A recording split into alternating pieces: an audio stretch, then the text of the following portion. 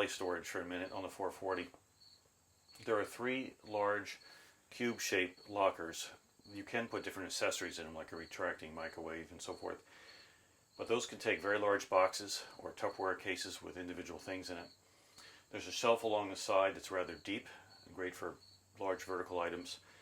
There's storage underneath the sink, including a trash can with separate shelves. There's a large pull-out that has a double shelf and a single shelf on the top. And that's good for utensils. And on the other side, there's another one that has more storage. And there's also a pan storage area underneath of the stove itself. And then there's the icebox. It's also possible that you could add something here as well. Under the sink, there's a small shelf, a larger shelf, another shelf, a place for the wastebasket, a little bit of space behind it, and access to a through hole underneath of here. There's spaces underneath here, underneath the stove as well.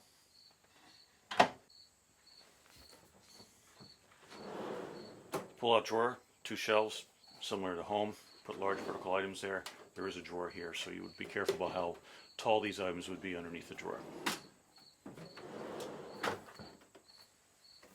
Depending on what option you get, there is a large cubic shape here and here.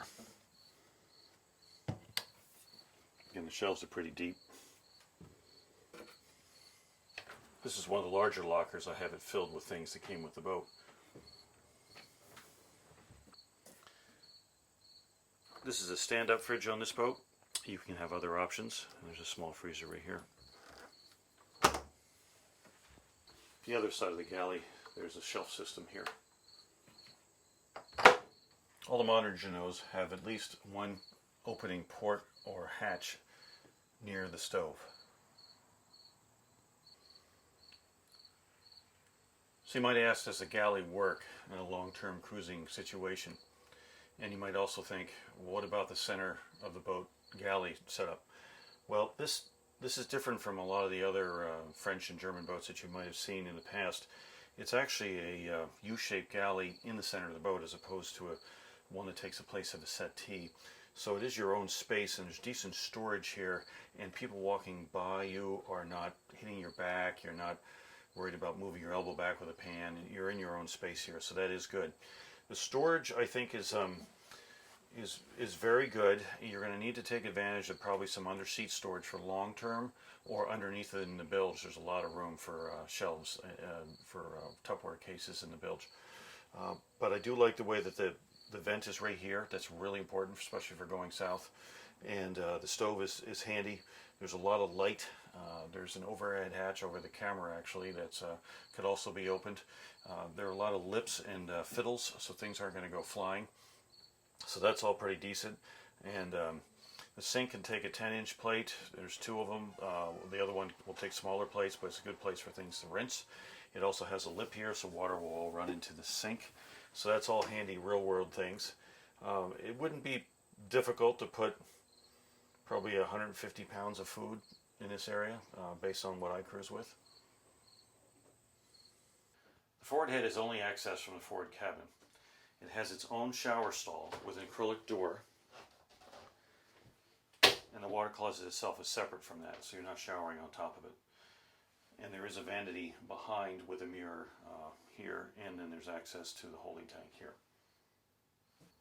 The head has large mirrors. The forward one has a vanity behind it. There's a shelf, a lower shelf in it.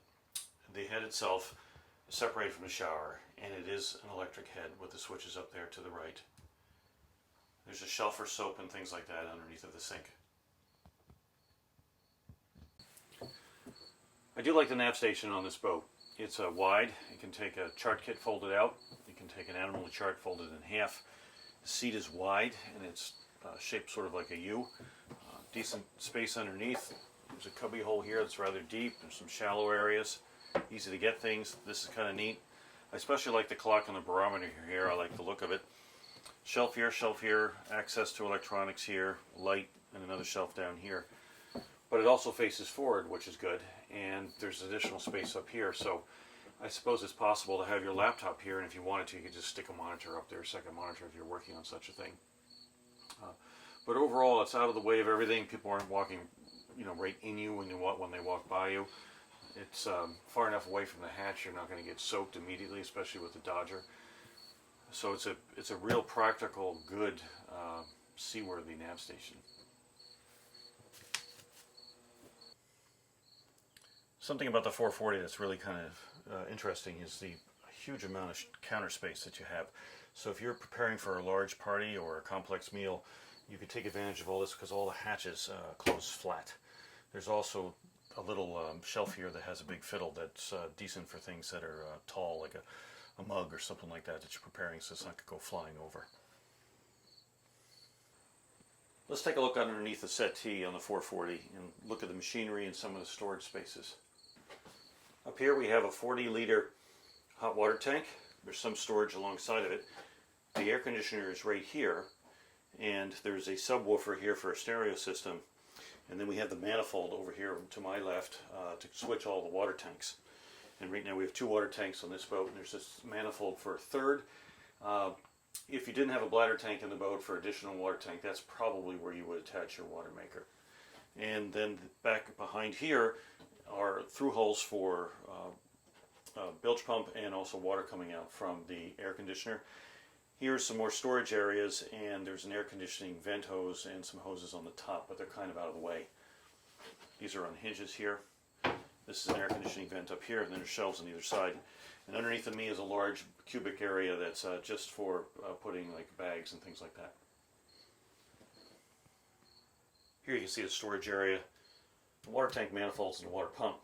There's also an accumulator tank under there, and there are the through holes that I mentioned for the air conditioning vents. Alongside the hot water heater space for, say, a bag of tools or something like that. Just be careful about not having it slide into here, so be careful how you place that. This area is pretty much dedicated for the air conditioning system itself. There's also decent storage underneath of the side seat. This boat has the optional wine rack underneath the cabin sole.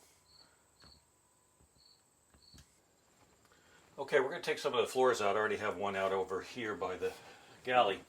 The thing is to get one out or open up the wine locker hatch here, lift up and slide it over, and then you can pull it out. So we'll take a look and see what's underneath of this one. The air conditioning pump is here, manifold's here, and the intake and the drains go forward, where you can get to the through hole for the side and for the intake.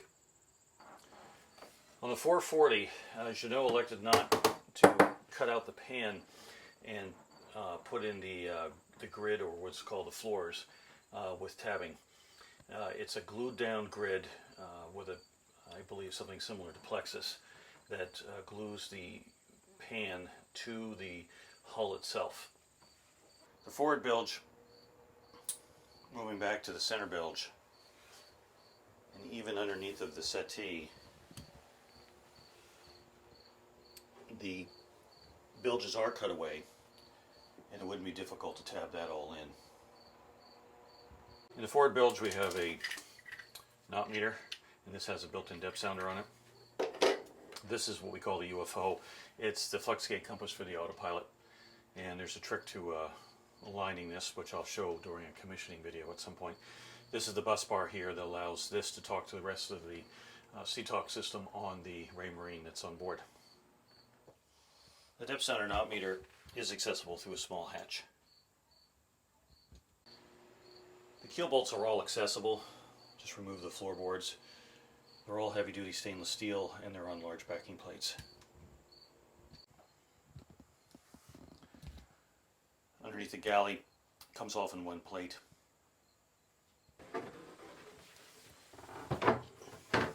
Slip it to the side and then in. In the starboard aft cabin, there's a water tank underneath here, and the space for the house batteries. There's 4 of them. The battery boxes are set up for group 31s. You can put in lithium, AGM, or wet cell if you wanted to.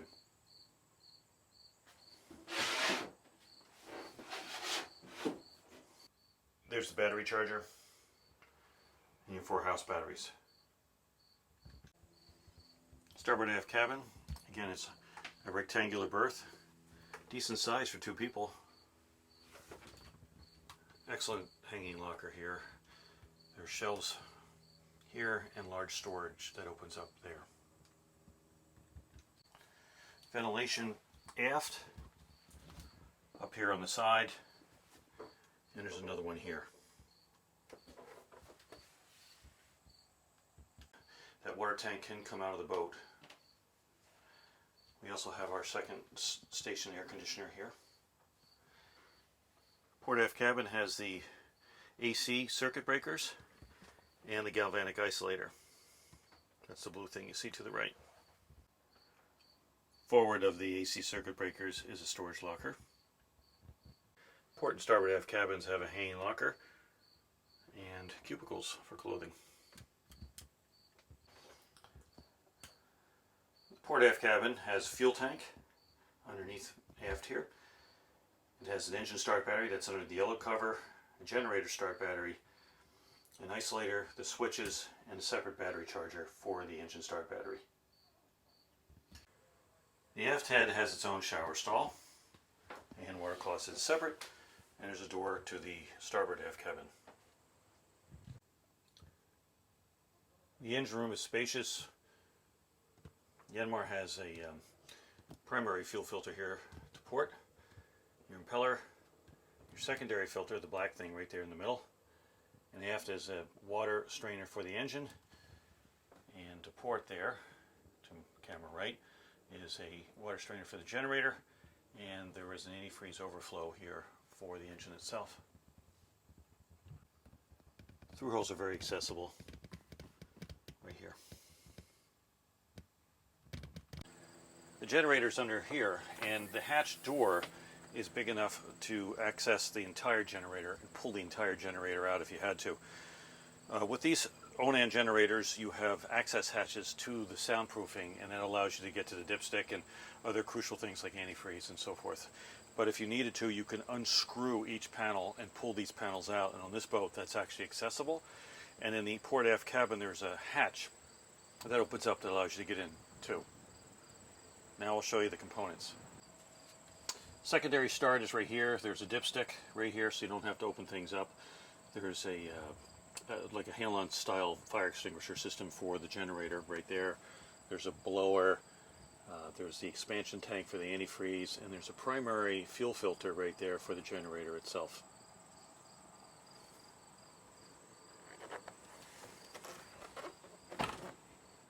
Life raft storage is right here.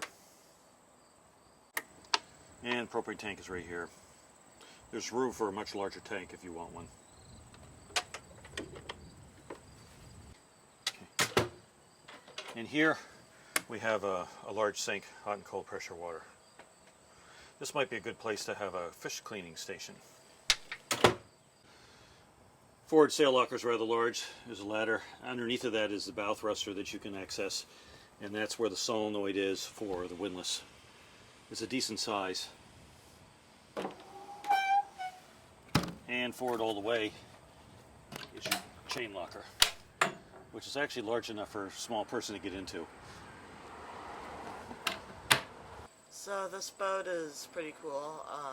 It has a slanted deck so rainwater can go into the drain. It's really luxurious. Great boat to like have for a month, stay on it for a month. Also the galley is pretty big and it's really comfortable.